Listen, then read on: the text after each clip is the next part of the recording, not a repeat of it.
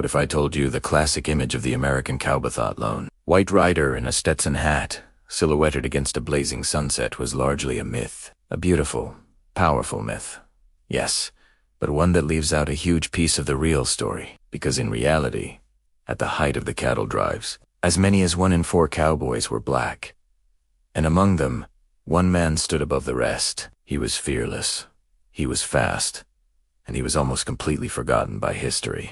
His name was Nat Love, and his story is one of the greatest adventures you've never heard. Welcome to Historica, AI, the channel where we dig up America's hidden past and bring it back to life. We believe the real story of this country is far more fascinating, diverse, and inspiring than the Hollywood version. If you agree, and you're proud of real American history, then do us a favor and hit that subscribe button. Join us on this ride through the Wild West, the way it truly was. Our story begins in 1854, in Davidson County, Tennessee. Nat Love was born into slavery on a plantation. Before he was old enough to even walk properly, he was property. He grew up under the brutal system of chattel slavery, working in the fields alongside his father and mother. But in 1865, the Civil War ended, and with the Emancipation Proclamation, Nat Love and his family were free. But freedom didn't automatically mean opportunity. His father died shortly after,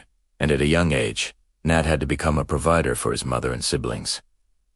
He took on odd jobs, working on local farms, but he felt a pull towards something bigger, a horizon that stretched further than the fields of Tennessee. It was on those farms that he discovered his first true talent, a remarkable gift for handling horses. He could break the most stubborn broncos, turning wild animals into loyal partners. He once said he had a natural bond with them. This skill didn't go unnoticed. He saved his money, and after winning a horse in a raffle, he sold it for $100, a small fortune at the time. With that money, he said his goodbyes and headed west, chasing the rumors of adventure in a life where a man was judged by his skill, not his skin color. He was only a teenager when he arrived in Dodge City, Kansas, a rough and rowdy cattle town at the edge of the frontier. It was there he found his calling. He was hired by a crew from the Duval Ranch in Texas, joining a cattle drive. He had to prove himself all over again, but his mastery with a rope and a horse quickly earned him the respect of the veteran cowboys. He learned to read the land, to navigate by the stars, and to endure punishing weeks on the trail, driving thousands of longhorns across the vast, unforgiving plains, from Texas to Kansas, from Kansas to Colorado and beyond. Nat Love was living the life of a true American cowboy. The year is 1876.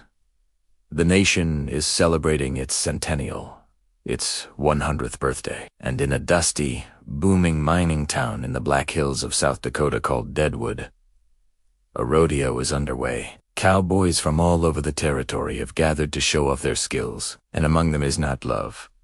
What happened next would become the stuff of legend. One by one, the events began. Roping, bridling, saddling, and shooting. And one by one, Nat Love dominated them all. He roped, tied, and saddled a wild Mustang faster than anyone else. In the shooting contest, he hit the bullseye again and again with both his rifle and his pistol. The crowd, a mix of miners, ranchers, and fellow cowboys, was stunned. They had never seen anything like it. When the dust settled, Nat Love had won every single competition. The roaring crowd lifted him onto their shoulders and bestowed upon him a nickname that would echo across the plains: Deadwood Dick. For years, that name was synonymous with skill and daring. He became a folk hero of the West. His adventures were real. He rode through blizzards, faced down rustlers, and even claimed to have been captured by a Native American tribe, the Pima people, who were so impressed with his spirit and skill that they adopted him into their tribe before he eventually escaped. He lived a life that was more thrilling than any movie. But as the 20th century dawned, and Hollywood began crafting its version of the Wild West, men like Nat Love were systematically erased. The image of the cowboy was whitewashed, literally. The black, Mexican, and Native American figures who were essential to the West were pushed to the margins, replaced by the clean-cut heroes we see in classic westerns. The legend of Deadwood Dick faded, buried under a mountain of cinematic myth. What Hollywood forgot, and what many history books still overlook, is just how diverse the real Wild West was. Historians estimate that nearly a quarter of the 35,000 cowboys who worked the cattle trails between the 1860s and 1890s were black. These were men, many of them former slaves like Nat Love,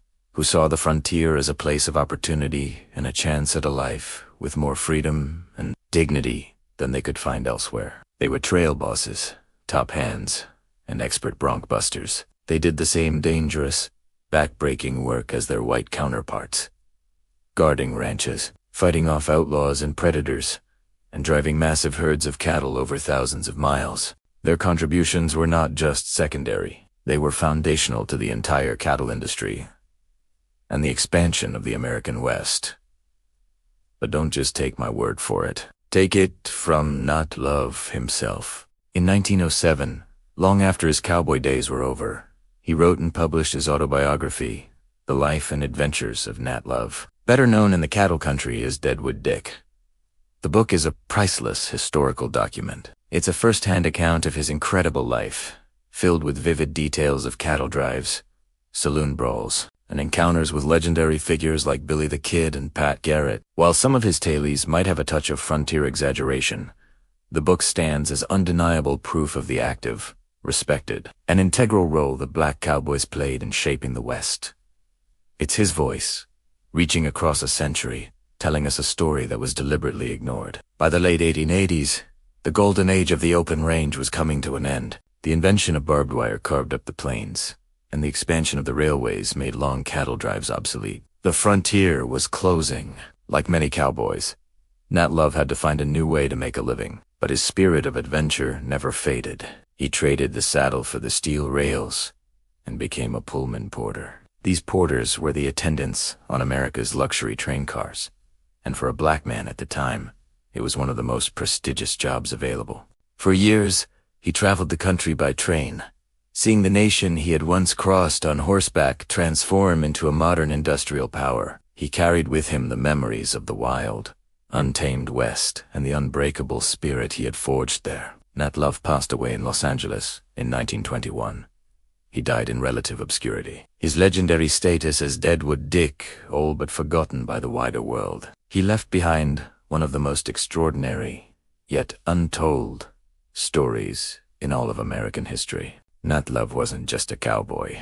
He was a symbol of resilience, a man born into the deepest injustice this country has ever known, who not only survived but thrived. He represents a truer vision of the American West, not as a monolith, but as a melting pot of cultures, a place where bravery, skill, and grit mattered more than anything else. He was a symbol of what America could be: brave, diverse, and untamed. The fact that his story, and the stories of thousands of other black cowboys, were buried for so long is a tragedy. But it's a tragedy we can correct, one story at a time. If you believe that stories like Nat Love's deserve to be remembered and celebrated, then please hit that like button, share this video with someone who needs to hear it, and subscribe to Historica AI together.